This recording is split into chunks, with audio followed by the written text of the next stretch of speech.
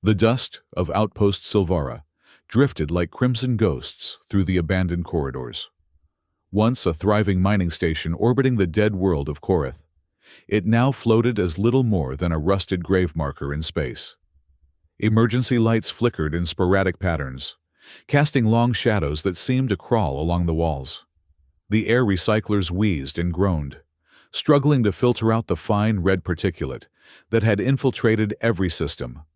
Ryan Cole guided his salvage vessel, the Starlight Rat, into one of the station's secondary docking bays. The ship was weathered but reliable, much like Ryan himself, scarred, functional, and perpetually in need of maintenance. As the docking clamps engaged with a satisfying thunk, he ran a hand through his salt and pepper hair, eyes fixed on the station schematics displayed on his console.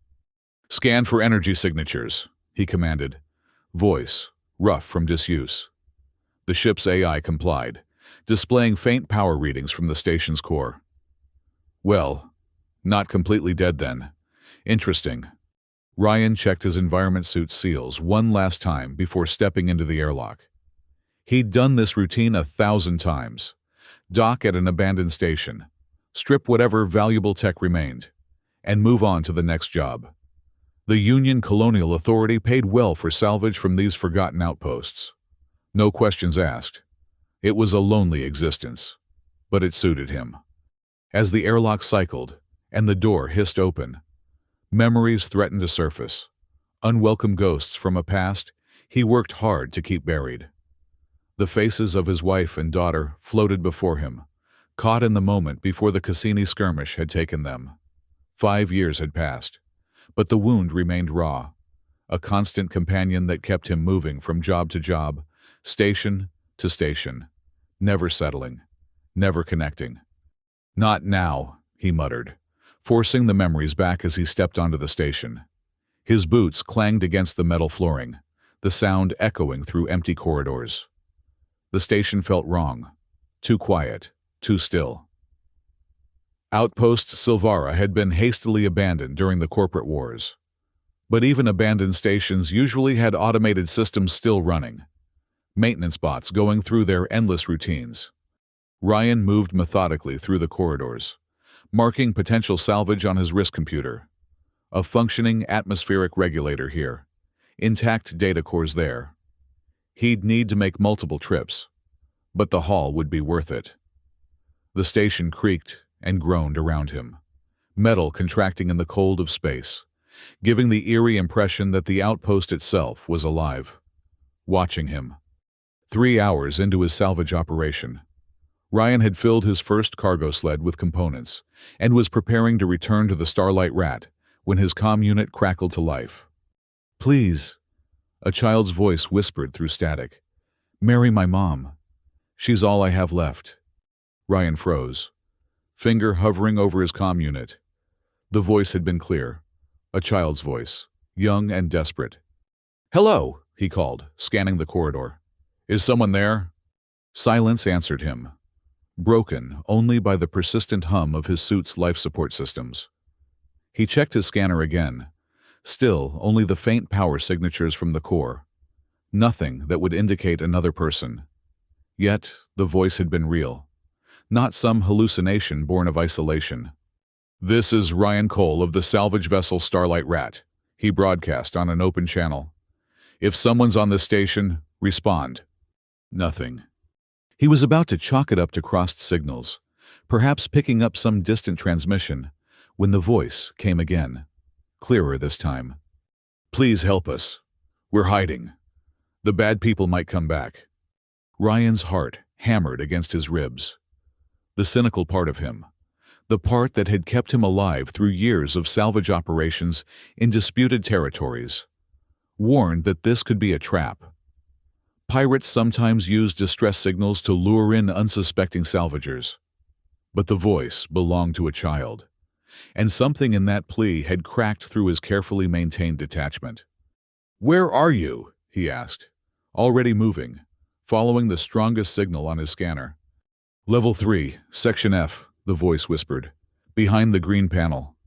Ryan moved quickly through the station, no longer focused on salvage. Level 3 had been the research wing, according to the schematics he'd studied. What a child was doing there. He couldn't imagine. As he approached Section F, his scanner picked up 2 life signs, faint, but definitely there. The green panel was part of an emergency access tunnel, designed for maintenance workers to navigate the station during lockdowns. Ryan pried it open with his multi-tool, revealing a narrow passage beyond. The tunnel was barely wide enough for him to crawl through, his suit scraping against the sides. "I'm coming," he called ahead. "Don't be afraid." At the end of the tunnel, the passage opened into a small maintenance room. Huddled in the corner were 2 figures, one small, one larger. As Ryan's suit light illuminated them, he realized they weren't human. The child, for it was clearly a child, had blue skin that shimmered faintly in the light, with large, expressive eyes that dominated her delicate face. She appeared to be about 8 years old, with small tendrils that resembled hair framing her features. She wore what looked like standard colonial children's clothing, though tattered and stained. Beside her lay an adult of the same species, female. Ryan guessed from her features. She was unconscious, a makeshift bandage wrapped around her midsection, stained with purple blood. "You came," the child said, those large eyes fixed on Ryan with a mixture of hope and fear. "I'm Sia. This is my mom, Rilke. She's hurt." Ryan approached slowly, removing his helmet to appear less threatening. "I'm Ryan. What happened here? How long have you been hiding?" 3 days, Sia replied, her small hand resting protectively on her mother's arm. "The bad people came. They wanted Mom's blood. She fought them, and we ran. Then she got hurt." Ryan knelt beside Rilke, examining the wound through the bandage. It appeared to be an energy weapon burn, serious, but not immediately fatal. Her breathing was shallow but steady. "She needs medical attention," Ryan said, already calculating. He had a medkit on the Starlight Rat, but it was designed for human physiology. Still, basic wound treatment might work across species. "Can you help her?" Sia asked. And there was something in her voice that cut through Ryan's practiced detachment. Something that reminded him painfully of his own daughter. "I'll try," he promised, then added, "But I need to understand what you meant before. About marrying your mom?" Sia's face creased with determination. "If you marry her, you'll be my parent too. Then we'll be family, and you'll have to protect us. That's how it works, right? That's what the stories say." The innocent logic of it, the desperate hope behind it, hit Ryan like a physical blow. This child, alone with her injured mother in an abandoned station, had latched onto a fairy tale solution. Find a hero, create a family, ensure safety. "Let's focus on getting your mom help first," Ryan said gently. "Can you help me carry her to my ship?" Sia nodded solemnly, gathering a small bag that presumably contained their few possessions. As Ryan carefully lifted Rilke, her eyes fluttered open briefly, eyes the same striking color as her daughter's, before closing again. "It's okay, Mom," Sia whispered. "I found someone to help us." The journey back to the Starlight Rat was tense. Ryan kept checking his scanner for other life signs, troubled by Sia's mention of bad people. The station remained silent, but the feeling of being watched had intensified. Once aboard his ship, Ryan laid Rilke on his bunk and retrieved the medkit. Sia hovered nearby, watching his every move with those unnervingly perceptive eyes. "What species are you?" Ryan asked, as he cleaned Rilke's wound. The medkit's scanner identified her biology as compatible with the basic antibiotics and regenerative gel he had on hand. "Sylvari," Sia replied, "from Elysia, but we can't go back there." Ryan had heard of the Sylvari, a peaceful species known for their bioengineering skills. Their homeworld had been one of the first casualties in the corporate wars, their population scattered across the galaxy as refugees. "Why were you on this station?" he asked, applying the regenerative gel to Rilke's wound. The purple flesh began to knit together slowly. A good sign. Sia's expression darkened. Mom was working. She's a scientist. She was helping the humans study plants that can grow in space. Then the bad people came. The Thorn Syndicate? Ryan guessed, naming one of the more notorious private military corporations that had risen to power during the wars. Sia nodded. They had the pointy symbol. She traced a thorn shape in the air. Ryan's mouth tightened. The Thorn Syndicate was bad news. Mercenaries who operated outside Union jurisdiction, known for their brutality and their interest in bioweapons. If they were after Rilke, this situation was more dangerous than he'd initially thought. As if reading his thoughts, Sia asked, "Are you going to leave us here?" The question should have been easy to answer. Ryan's survival had depended on avoiding complications, on never getting involved. He could drop them at the nearest Union outpost and be done with it. The rational choice was clear. But looking at Sia's face, at the trust and hope there, Ryan found he couldn't form the words. Instead, he said, "No, you're coming with me. But we need to leave soon." Relief flooded Sia's features. "Thank you," she whispered, then added with childish persistence, "So will you marry Mom?" Ryan couldn't help but smile, his first genuine smile in longer than he could remember. "Let's get to know each other first, okay?" While waiting for Rilke to stabilize, Ryan returned to the station to retrieve his abandoned salvage and gather supplies. The feeling of being watched persisted, and he worked quickly, eager to get back to the ship. When he returned, he found Sia sitting beside her mother, singing softly in a language he didn't recognize. The melody was haunting, filled with longing. She looked up as he entered. "She's waking up," Sia announced. Sure enough, Rilke's eyes were open, confusion evident in their depths as she took in her surroundings. When she saw Ryan, she tried to sit up, wincing in pain. "Careful," Ryan cautioned, approaching slowly. "You're safe. I'm Ryan Cole. Your daughter found me." Rilke's gaze darted to Sia, who nodded enthusiastically. "He's going to help us. Mom, he has a ship." "Where?" Rilke's voice was hoarse. "Where are you taking us?" "That depends," Ryan replied honestly. "The Syndicate is looking for you.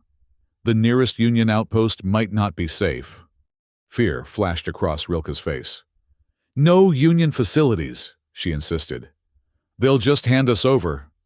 Ryan frowned. "The Union doesn't collaborate with the Syndicate." Rilke's laugh was bitter. "The Union Genetic Council does. They're the ones who sold us to the Syndicate in the first place, for research." The implications sickened Ryan. The Genetic Council was supposedly a regulatory body, ensuring ethical use of genetic technology. If they were selling refugees for experimentation, "I need to know what I'm getting into," he said firmly. "Why does the Syndicate want you?" Rilke hesitated, then sighed. "My research. I developed a method to accelerate plant growth in zero-gravity environments, a potential solution for food shortages in deep space colonies. But the Syndicate wants to weaponize it, create bioweapons that could grow inside ships, stations." "And you refuse to help them," Ryan guessed. Rilke nodded. "We escaped during transport to their research facility, managed to disable their tracker and hide here. I didn't think they'd find us so quickly." Ryan's scanner beeped, drawing his attention. "Speaking of which, we've got company. Drones, approaching from the far side of the station. Syndicate design." Rilke struggled to her feet despite her injury. "We need to leave, now." "Can you walk?" Ryan asked, already moving to the cockpit. "I'll manage," she replied grimly, taking Sia's hand. Ryan powered up the Starlight Rat's engines, initiating an emergency undocking sequence. The ship shuddered as the clamps released. On the scanner, the drones were moving fast, converging on their position. "Hold on," he warned as he guided the ship away from the station, pushing the engines harder than was strictly safe. The Rat responded admirably, accelerating into the void. "They're following," Rilke observed, looking at the scanner over his shoulder. "Not for long," Ryan promised, plotting a course that would take them through a nearby asteroid field. Dangerous, but effective for losing pursuit. As the ship wove between massive rocks, the drones fell back, unable to match the rat's maneuverability, with a human pilot at the controls. Eventually, the scanner showed them turning back, presumably to report to their masters. Ryan allowed himself to relax slightly, setting the ship on a new course, away from Union space and toward the fringes, where corporate influence was weaker. "Thank you," Rilke said quietly, sinking into the co-pilot's seat. "You've risked much for strangers." Ryan didn't respond immediately. He wasn't entirely sure why he'd chosen to help them, to get involved in their problems. Perhaps it was Sia's innocent plea, or perhaps it was simply that he'd been alone too long, running from his past instead of facing it. "Get some rest," he said finally. "That regenerative gel needs time to work. We'll figure out our next move when you're stronger." As Rilke returned to the bunk, Sia lingered in the cockpit, watching Ryan with those unsettlingly perceptive eyes. "You didn't answer my question before," she said. Ryan raised an eyebrow. "About marrying your mom. That's not how things work. Sia, people need to know each other, to care for each other first." Sia considered this seriously. "But you're helping us. That means you care, right?" "It's complicated," Ryan replied, uncomfortable with her logic. "Grown-ups always say that," Sia observed with a wisdom beyond her years. "But sometimes it's simple. You're alone. We're alone. Together. We wouldn't be alone anymore." With that, she followed her mother, leaving Ryan with thoughts he'd been avoiding for years, of connection, of family, of the possibility that his self-imposed isolation was not protection, but punishment. The Starlight Rat drifted through the void, carrying its reluctant protector and his unexpected charges toward an uncertain future. Over the next few days, an uneasy routine developed aboard the Starlight Rat. Rilke's condition improved steadily, the regenerative gel doing its work on her wound. Sia attached herself to Ryan, following him around the ship, asking endless questions about its systems, about Earth, about his life. Ryan found himself responding more than he'd expected, drawn in by her curiosity and intelligence. He learned that Sia had never known a stable home, born during the exodus from Elysia. She had spent her entire life moving from station to station, wherever Rilke could find work. "What's it like, having a home?" she asked one day, as they shared a meal in the ship's small galley. The question caught Ryan off guard. "It's grounding," he said after a moment. "Knowing there's a place that's yours, that stays the same when everything else changes." "Did you have a home before this ship?" Ryan nodded, the familiar ache in his chest intensifying. "A small house on a terraformed moon called Vesta. Nothing special. But it was ours." Sia caught the past tense. "What happened to it?" "I left," he said simply, unwilling to elaborate. Rilke, who had been listening silently, met his eyes across the table. There was understanding there, and a shared grief that needed no explanation. Cultural differences emerged during their time together. Ryan discovered that the Silvari had different dietary needs, requiring certain mineral supplements that, fortunately, were part of his medical supplies. Their sleep cycles were shorter, but more frequent, explaining why he often found Sia or Rilke napping at odd hours. The most striking difference was their connection to plant life. Even aboard the sterile environment of the ship, Rilke had coaxed a small seedling to grow from a food packet, nurturing it with a touch that seemed almost magical to Ryan. When he commented on it, she explained that all Silvari shared a bioelectric connection with plant life, a trait that made them exceptional botanists and had driven the development of their advanced agricultural technology. "It's what made us valuable to the Union," she explained bitterly. And later, to the Syndicate. As Rilke regained her strength, tensions arose. She was grateful for Ryan's help, but wary of his intentions and frustrated by their dependence on him. Their first real argument came when discussing their destination. "The outer colonies are our best option," Ryan insisted.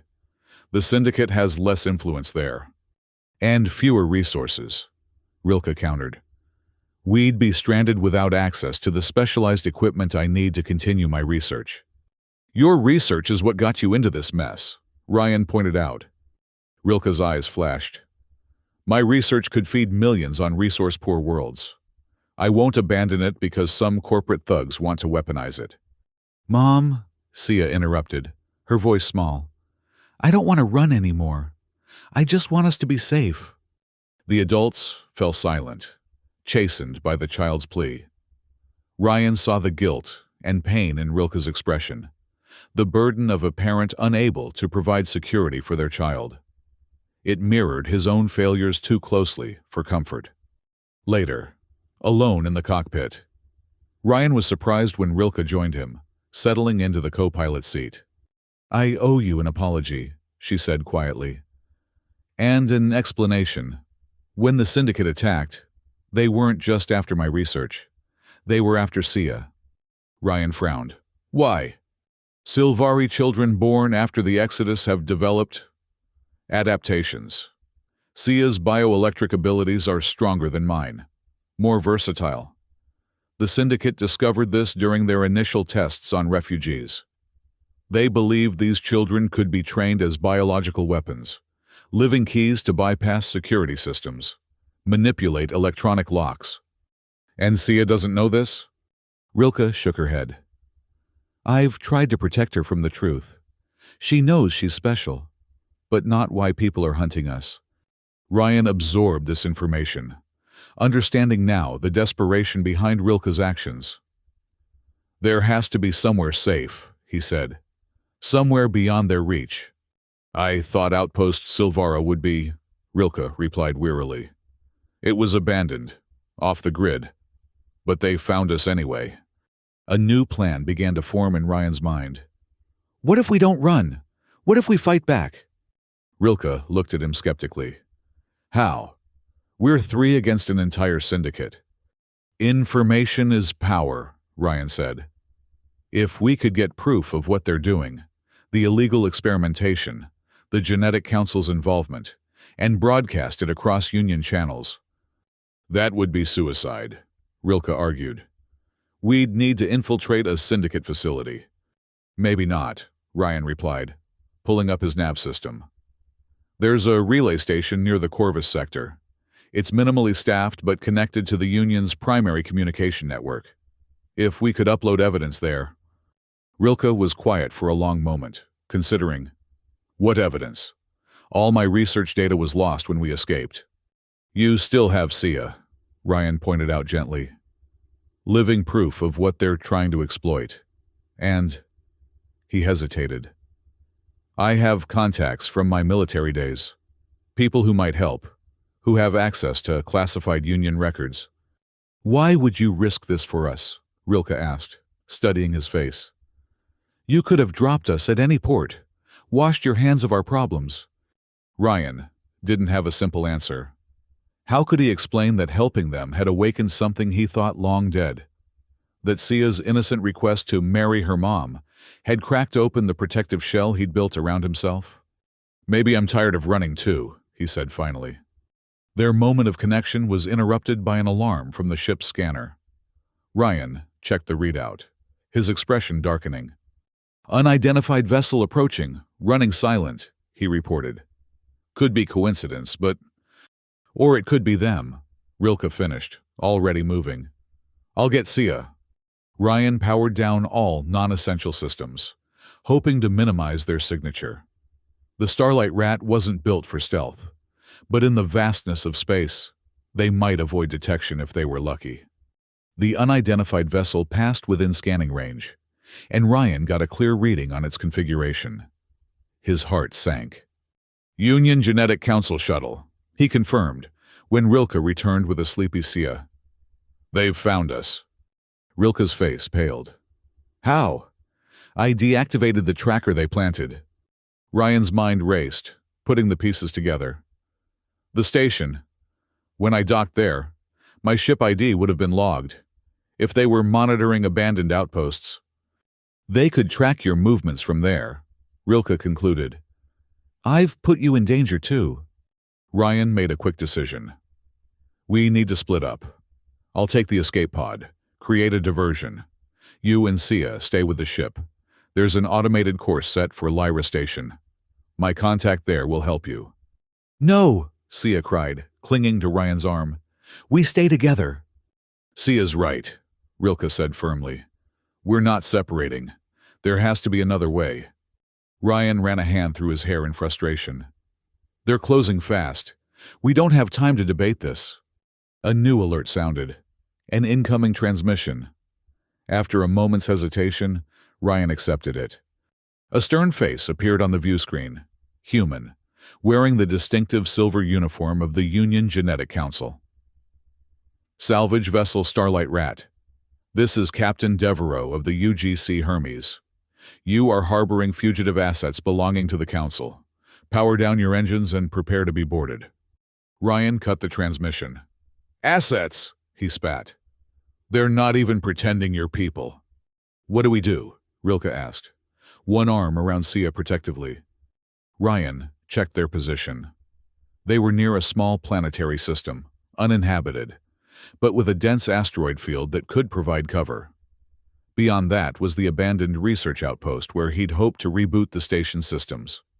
We run, he decided. Hold on. He pushed the Starlight Rat's engines to their limit, diving toward the asteroid field.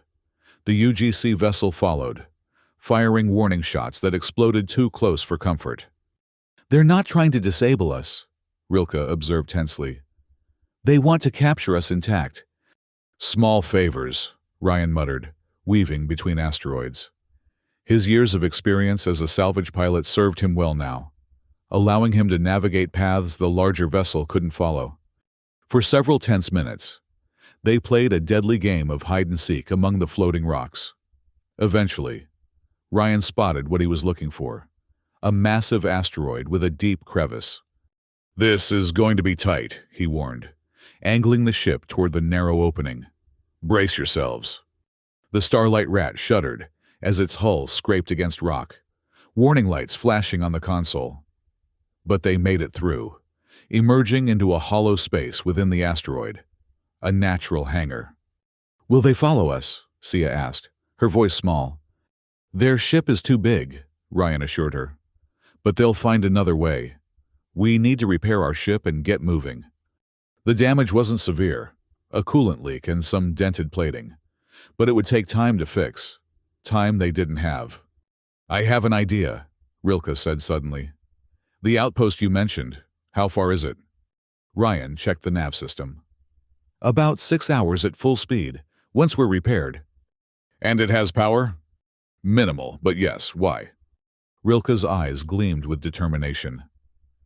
Because I think I can use it to send a message, not just to your contact, but to everyone. The outpost would have quantum communication arrays, designed to penetrate interference.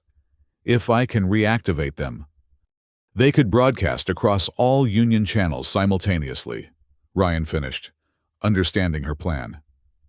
But the Council ship will be watching for us to emerge. So we give them something else to track, Rilke suggested. The escape pod. It was a desperate plan, but it might work. They spent the next hour repairing the ship and rigging the escape pod with a modified transponder that would mimic the Starlight Rat's signature. Ready? Ryan asked as they prepared to launch the pod. Rilke nodded, her hand finding his briefly. Thank you, she said softly, for everything. The touch sent an unexpected warmth through Ryan. He realized with some surprise that he'd come to care for Rilke and Sia more than he'd allowed himself to care for anyone in years. The escape pod launched, speeding away from the asteroid on a pre-programmed course. As expected, the UGC vessel immediately gave chase, apparently fooled by the transponder signal. Now's our chance, Ryan said, powering up the Starlight Rat. They emerged from their hiding place and set course for the research outpost, flying on minimal power to avoid detection. 6 tense hours later, they approached the abandoned facility, a small station orbiting a dead moon. Unlike Outpost Silvara, this station showed no external damage, simply powered down and forgotten when the funding dried up. "Looks like the Syndicate hasn't found this one yet," Ryan observed as he guided the ship into a docking bay. The station was cold and dark, emergency lighting providing the only illumination. Ryan led the way, torch in one hand, blaster in the other. Sia stayed between the adults, unusually quiet, sensing the gravity of their situation. They reached the main control room without incident. Rilke immediately went to work on the communication systems, while Ryan attempted to reboot the station's power. "How long will this take?" he asked, watching Rilke's fingers fly over the ancient controls. "To get a message out? Hours. The systems are dormant, not damaged, but they need to be recalibrated, and the encryption needs to be bypassed." Ryan nodded, continuing his work on the power systems. As circuits came online, the station hummed with renewed energy, a symbolic step toward their goal of rebuilding and resistance. Sia wandered the control room, examining the dusty equipment with curiosity. "What's this?" she asked, pointing to a strange device in the corner. Ryan looked up. "Looks like an old matter transmission prototype. They were experimenting with teleportation technology before the wars." Sia's eyes widened. "Real teleportation, like in stories?" "Never worked properly," Ryan explained. "Too unstable. But the research led to other breakthroughs." Their moment of calm was shattered by an alarm from Ryan's scanner. "Motion detected at the south entrance," he reported, drawing his blaster. "Multiple signatures." Rilke looked up from her work, fear evident in her eyes. "The council found us." "Keep working," Ryan instructed. "I'll hold them off as long as I can. Sia, stay with your mother." Sia clutched her small bag tightly, eyes wide with fear. "Please be careful," she whispered. Ryan nodded, then moved to the doorway. He could hear the distant sound of boots on metal, a boarding party, moving with military precision. "I count 6, he murmured, checking his weapon's charge. "Maybe more." "Ryan," Rilke called softly. In case we don't all make it. Thank you for trying to help us find a home." The simple sincerity in her voice struck Ryan deeply. He realized that despite everything, despite all his efforts to remain detached, he had found something aboard the Starlight Rat that he'd thought lost forever. A sense of purpose, of belonging. "We're all making it," he promised, then slipped into the corridor to confront the approaching threat. The station's layout provided natural choke points that Ryan used to his advantage, setting up ambush positions and falling back strategically. His military training, long unused, came flooding back as he engaged in a deadly game of cat and mouse with the council soldiers. He managed to take down 2 before being forced to retreat, a grazing blast leaving his left arm numb. The soldiers were well-trained and well-equipped, their silver uniforms gleaming in the emergency lighting. "We only want the Silvari specimens," one called out. "Cooperate, and you'll be compensated for your trouble." "They're not specimens," Ryan shouted back. "They're people." "They're Union property," another voice replied coldly. "Genetically engineered by our scientists, legally bound to serve." The revelation stunned Ryan. He hadn't known the Silvari were created beings, though it explained the Council's obsession with reclaiming them. But created or not, Rilke and Sia were people, not property. With renewed determination, Ryan continued his guerrilla tactics, leading the soldiers away from the control room. But he was outnumbered and outgunned, and eventually found himself cornered in a maintenance bay, bleeding from a new wound in his side. Meanwhile, in the control room, Rilke worked frantically to establish a communication link. The station's systems were responding, but slowly, decades of disuse making them sluggish. "Mom," Sia said suddenly. "They're coming. I can feel them." Rilke looked up, alarmed. Ryan! Saya shook her head. Different ones. From another entrance. Rilke abandoned her work, grabbing Sia and looking for a place to hide.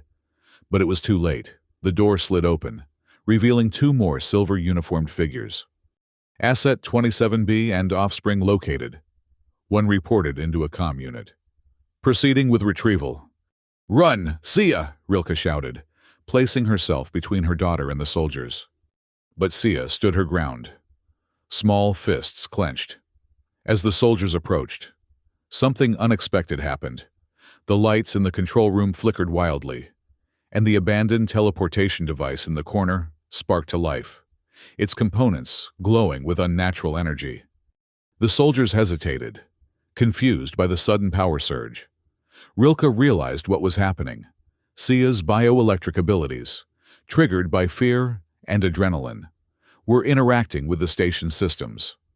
Before she could react, one of the soldiers grabbed her arm, twisting it painfully behind her back. Cooperate, 27B, and your offspring won't be harmed. Her name is Rilke, Ryan's voice came from the doorway. He stood there, bloodied but upright, blaster aimed at the soldier holding Rilke. The distraction was enough for Rilke to break free, her elbow connecting with her captor's throat. The second soldier raised his weapon, but Ryan fired first, the blast catching the man in the shoulder. What followed was chaos. Ryan and Rilke fighting side by side, while Sia's uncontrolled abilities caused systems throughout the control room to malfunction. Consoles exploded in showers of sparks. Automated doors opened and closed randomly, and the teleportation device hummed with increasing intensity. "We need to get out of here," Ryan shouted over the noise. "The station's becoming unstable." He managed to reach Sia, pulling her toward the exit. But more soldiers were approaching. They could hear the boots in the corridor. "This way," Rilke urged, indicating an emergency shaft that would lead them back to the docking bay. As they moved, the teleportation device reached a critical point, energy building to dangerous levels. One of the wounded soldiers, seeing their escape, triggered an explosive charge, a last, desperate attempt to stop them. The explosion ripped through the control room just as Ryan, Rilke, and Sia reached the emergency shaft.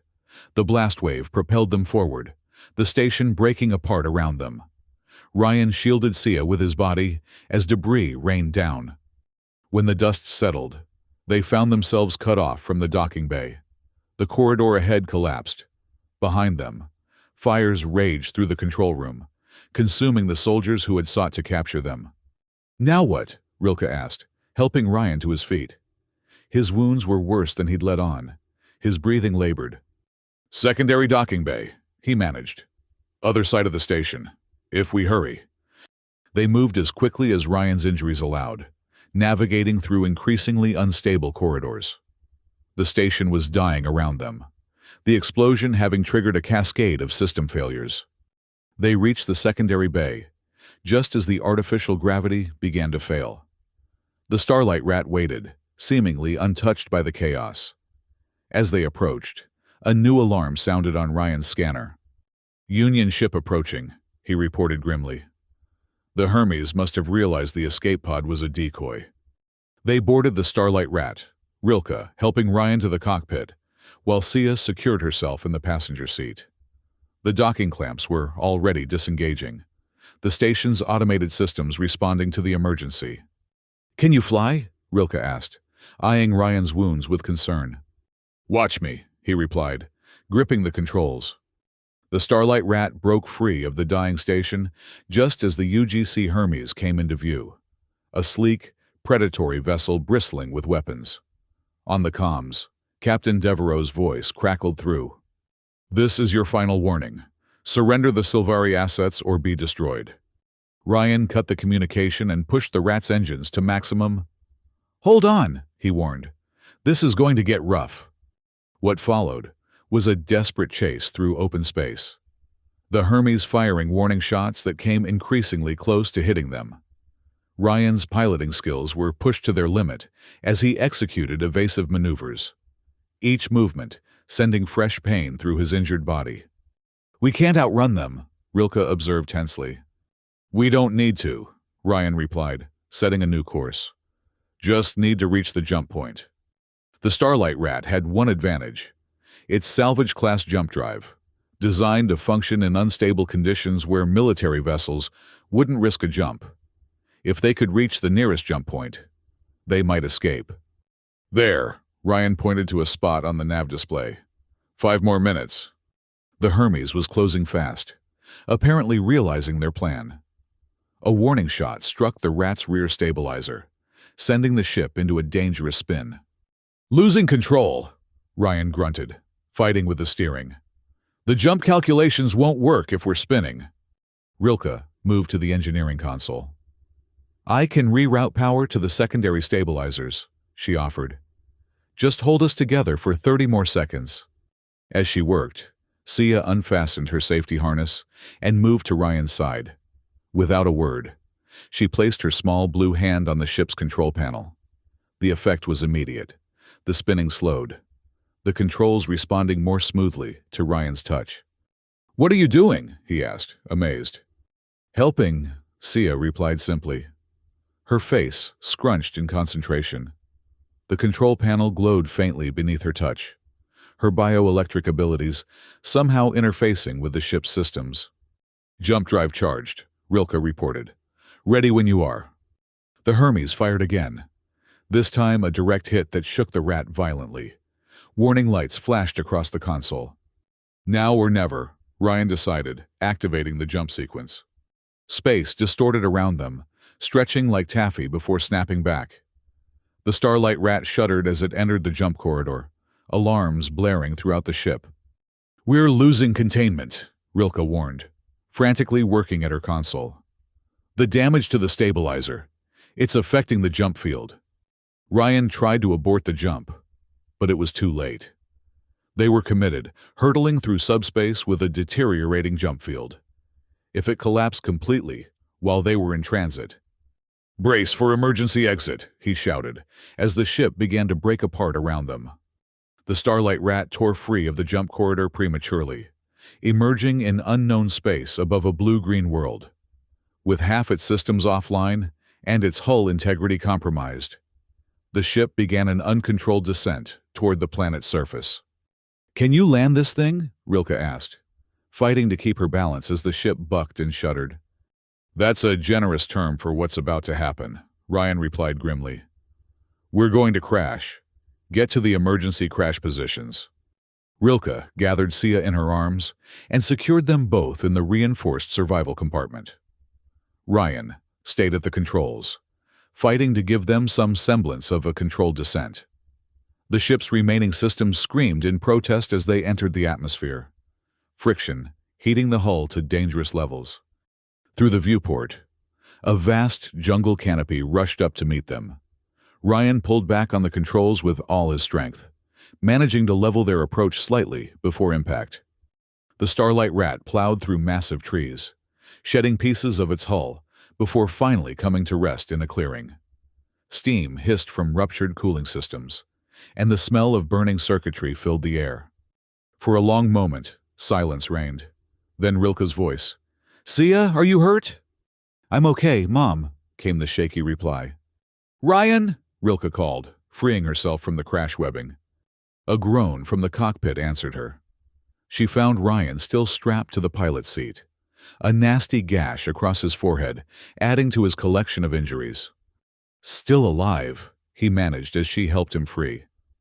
Though I'm reconsidering my career choices. Despite everything, Rilke laughed, a sound of relief and shared survival that made Ryan smile through his pain. They emerged from the wreckage to find themselves in a lush jungle, the air heavy with moisture and alive with the sounds of unknown creatures. 2 suns hung in the sky, casting dual shadows across the clearing. Where are we? Sia asked, staring up at the strange sky. Ryan checked his portable scanner, which had somehow survived the crash. According to this, we're on Alara, technically a protected nature preserve, but uninhabited. How far from Union space? Rilke asked. Far enough, Ryan replied. We're off all the major trade routes. If anyone's looking for us, it'll take them time to search here. They set about salvaging what they could from the Starlight Rat, knowing the ship would never fly again. Medical supplies, food, tools, and weapons were gathered and catalogued. Ryan's injuries were treated with the last of the regenerative gel, though his recovery would take time. As night fell, they set up camp in the clearing, using parts of the ship's hull as shelter. Rilke built a small fire, and they ate a quiet meal of emergency rations. "What now?" Rilke asked eventually, watching Sia sleep. Ryan looked up at the unfamiliar stars. "We survived. That's a start. But for how long?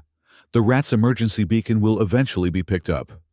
By then, we'll be long gone from here," Ryan assured her. "This planet has resources. We can build something more permanent, somewhere hidden." Rilke studied him in the firelight. "Why are you still helping us? You've lost everything because of us. Your ship, your livelihood." Ryan was quiet for a moment, considering his answer. "Before I met you and Sia, I was just existing, moving from job to job, never stopping, never connecting, running from memories I couldn't face." He paused. "These past days, for the first time in years, I've felt like I'm living again, not just surviving." Rilke's expression softened. "Sia adores you, you know. She's never had a constant male figure in her life." "And you?" Ryan asked, surprising himself with his boldness.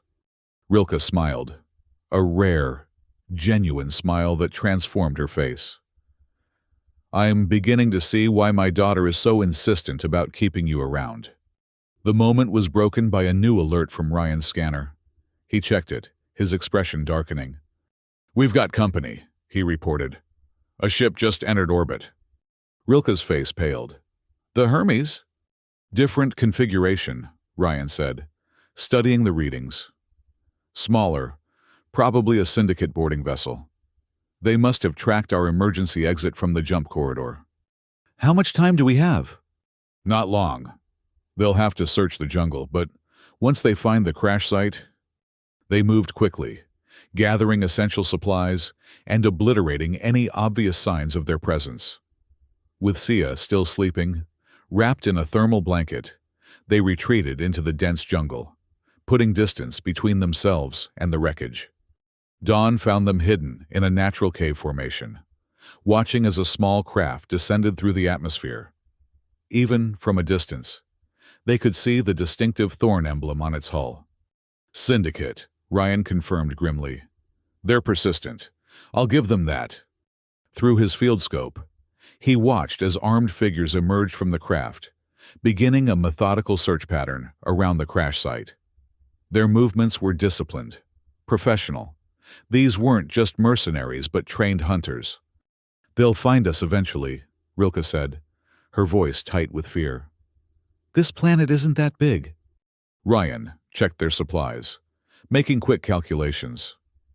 "We have enough ammunition for one good stand. If we can take out their ship..." "We'd still be stranded here," Rilke pointed out. "Better stranded than captured," Ryan replied. As they debated their options, Sia stirred from sleep, immediately sensing the tension. "They found us, didn't they?" she asked, her young face solemn. Rilke nodded, gathering her daughter close. "But we're safe for now. Ryan has a plan." Sia looked at Ryan, those two perceptive eyes, seeing through the confident front he was trying to maintain. "You're scared too," she observed. "Yes," Ryan admitted. "But being scared doesn't mean giving up." They spent the day preparing, setting traps along the most likely approach routes and establishing a defensible position. As the twin suns began to set, the syndicate hunters had worked their way closer to their hiding place, using sophisticated tracking equipment to follow their trail. "They'll be here by morning," Ryan predicted, checking his blaster's charge. "We should take turns keeping watch." Rilke nodded, but Sia spoke up. "I can help too," she insisted. "I can feel them coming." Ryan and Rilke exchanged glances. "What do you mean, sweetie?" Rilke asked. "Their machines make a buzzing in my head," Sia explained. "The closer they get, the louder it is. Rilke looked troubled. Her abilities are developing faster than I expected. The stress of our situation must be accelerating the process. Is it dangerous for her? Ryan asked quietly. I don't know, Rilke admitted. No Sylvari child has developed abilities this strong before. Night fell, bringing a chorus of strange sounds from the jungle. Ryan took the first watch, his mind racing through scenarios, trying to find a way out of their predicament. He'd faced death before, but now the stakes felt impossibly high. It wasn't just his life on the line, but Rilke's and Sia's as well. And somehow, in the short time he'd known them, they had become more important to him than his own survival. Halfway through his watch, Rilke joined him at the cave entrance, wrapping a salvaged thermal blanket around her shoulders against the night chill. Couldn't sleep? He asked. She shook her head. Too much thinking. They sat in comfortable silence for a while, watching the unfamiliar stars wheel overhead. Sia asked me something interesting earlier, Rilke said eventually. She wanted to know if we were going to stay with you after we escaped the bad people. Ryan's heart quickened. What did you tell her? That it would be your decision too. That you had your own life before us. Rilke paused. But she's very persuasive when she wants something. I've noticed, Ryan replied with a small smile. She's still convinced I should marry you. Rilke laughed softly. In Sylvari culture, children often arrange marriages for their parents. It's considered a blessing, the innocent seeing truth that adults might miss. Ryan turned to look at her, their faces close in the darkness. And what truth does Sia see? That we're both broken, Rilke answered simply. And that broken pieces sometimes fit together better than perfect ones. The moment hung between them, fragile and precious. Slowly, hesitantly. Rilke leaned forward, her lips meeting his in a gentle kiss. It was brief, questioning, but it sent warmth spreading through Ryan's chest, a feeling he'd thought lost forever. Before he could respond, Sia's voice came from the cave. They're coming! I can feel them! Ryan and Rilke sprang apart, instantly alert. Ryan checked his scanner, but it showed nothing. Are you sure, Sia? He asked. The child nodded emphatically, her small face drawn with concentration. The buzzing is really loud now, and... She hesitated. There's something else, something big. As if in confirmation, a distant rumble shook the ground. Through the trees, they could see lights approaching, the unmistakable glow of syndicate trackers. They're early, Ryan muttered, gathering their weapons. Rilke, take Sia deeper into the cave. I'll hold them off as long as I can. No, Rilke said firmly. We fight together. The approaching hunters were close enough now that they could hear voices, sharp commands being issued, the crackle of communication devices. Ryan and Rilke positioned themselves at the cave entrance, blasters ready. The first hunter appeared at the edge of the clearing, armored in the syndicate's distinctive black gear. Ryan took aim, his finger tightening on the trigger. Before he could fire, the ground shook again, harder this time. Trees at the far side of the clearing began to topple as something massive pushed through the jungle. What the hell? One of the hunters shouted, turning toward the disturbance. From the darkness emerged a creature unlike anything Ryan had ever seen. A towering mass of vegetation that moved with deliberate purpose. It resembled a massive gorilla, but was composed entirely of interwoven vines, flowers, and bark. Glowing spores pulsed within its body like a heartbeat. The hunters opened fire, their blaster bolts sinking harmlessly into the creature's mass. It roared, a sound like wind through ancient trees, and charged. What followed was chaos. The creature tore through the syndicate hunting party with terrifying efficiency. Vines extending to grab fleeing figures. Massive fists of twisted wood crushing armor like paper. What is that thing? Ryan whispered, frozen in shock. Rilke's eyes were wide with disbelief. A forest guardian. Their Sylvari myth. protectors created by our ancestors to defend our homeworld. But they shouldn't exist here. As the creature dispatched the last hunter, it turned toward the cave. Ryan raised his blaster, but Rilke placed her hand over his. "Wait," she said softly. The Guardian approached slowly, its movements becoming less aggressive. As it reached the cave entrance, it lowered itself to one knee, bowing its massive head. Sia stepped forward, ignoring her mother's attempt to hold her back. She approached the creature without fear, reaching out one small blue hand to touch its vine-wrapped form. "I called it," she said simply. "I didn't mean to, I was just so scared, and I wanted something to protect us." Ryan and Rilke exchanged stunned glances. "Her abilities," Rilke whispered. "She's not just interfacing with technology, she's creating biological connections." The Guardian remained kneeling, apparently awaiting Sia's command. The child turned to the adults, her expression a mixture of pride and uncertainty. "Can we keep it?" she asked. Despite the absurdity of the situation, Ryan found himself laughing, a release of tension that quickly infected Rilke as well. Soon, all three were laughing, the sound echoing through the jungle night, while the patient Guardian watched over them. The Guardian proved to be both protector and provider in the days that followed. Under Sia's direction, it helped them locate a suitable place to build a more permanent shelter, a natural clearing near a freshwater spring, with defensible approaches and abundant resources. Using salvaged materials from the starlight rat combined with local wood, they constructed a simple but sturdy cabin. The Guardian gathered food, somehow knowing which plants were safe for human and Silvari consumption, and kept predators at bay. Rilke was fascinated by the creature, spending hours studying its composition and behavior. "It's not just plant matter," she explained to Ryan one evening, as they watched Sia playing with the Guardian, a game that involved the creature creating elaborate structures of living vines for her to climb.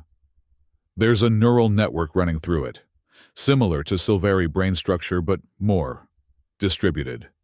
"You think Sia created it?" Ryan asked, still struggling to comprehend the extent of the child's abilities. "Not exactly," Rilke replied. "I think she awakened something dormant in the local ecosystem. This planet's plant life must share some genetic markers with Elysian flora.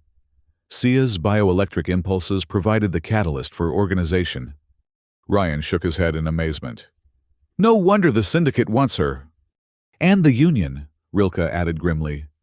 "If they knew what she could do—" The implications hung heavy between them. Though they had escaped immediate danger, the threat remained. Sooner or later, someone would come looking. Weeks passed, then months. The wrecked starlight rat was systematically dismantled, its components repurposed for their new home. Ryan's injuries healed, leaving new scars to join the old. Rilke created a small laboratory in one corner of the cabin, continuing her research using local plants and salvaged equipment. Sia thrived in their jungle home, her abilities growing stronger, but also more controlled as Rilke helped her understand and manage them. The Guardian remained a constant presence, though it often disappeared into the jungle for days at a time, returning with interesting specimens for Rilke or unusual fruits for Sia. Life developed a rhythm: hunting, gathering, building, exploring. Ryan taught Sia how to track animals and navigate by the stars. Rilke showed her how to identify useful plants and extract their properties. Together, they created a semblance of family, bound by shared experience and growing affection. The relationship between Ryan and Rilke deepened gradually, cautiously. Both carried wounds from their pasts. Both feared attachment even as they yearned for it. They found themselves gravitating toward each other in quiet moments, sharing stories, exchanging knowledge, their hands occasionally finding each other's in the firelight. Sia watched these developments with undisguised approval, often creating transparent excuses to leave them alone together. "I need to check on Guardian," she would announce with exaggerated casualness, before disappearing into the jungle. only to peek back through the undergrowth minutes later. One evening, as twin sunset painted the sky in spectacular oranges and purples, Sia approached them with unusual solemnity, carrying something wrapped in leaves. "I made something," she announced, presenting her creation. Unwrapping the leaves revealed two simple rings, carved from a pearlescent material that shimmered with inner light. "Ilaran stone," Rilke identified, surprised. "Where did you find this?" "Guardian showed me," Sia replied. "It's for your wedding." Ryan and Rilke exchanged startled glances. "Sia," Rilke began gently. "Ryan and I haven't decided—" "But you love each other," Sia interrupted with a child's directness. "I can see it. And we're already a family." Ryan looked at the rings, then at Rilke's face, seeing there the same mixture of fear and longing that he felt. The past years had taught him the cost of isolation, of running from connection. Here, against all odds, he had found something worth standing for, worth fighting for. "She's right," he said quietly. "About the family part, at least. The rest—" He hesitated, suddenly uncertain. Rilke took his hand, her blue fingers intertwining with his. "The rest we can figure out together," she finished. Sia beamed triumphantly. "Then we'll have the ceremony tomorrow. I've been practicing—" True to her word, Sia spent the next day in elaborate preparations, commanding the Guardian to construct an archway of flowering vines and hanging glowing spores like lanterns. She was secretive about certain aspects, shooing Ryan away whenever he came too close to her special arrangements. As the twin sons began their descent, Sia led Ryan to the arch, dressed in his cleanest salvaged clothes. The Guardian stood nearby, adorned with flowers that seemed to have bloomed specifically for the occasion. "Wait here," Sia instructed seriously, "and close your eyes until I say—" Ryan complied, feeling both foolish and deeply moved by the child's efforts. He heard rustling, whispered instructions, Rilke's soft laugh. "Okay, open," Sia called finally. Ryan opened his eyes to see Rilke standing before him, breathtaking in a simple dress woven from local fibers, her blue skin luminous in the fading light. Around them, hundreds of tiny creatures like fireflies had gathered, their gentle glow creating a magical atmosphere.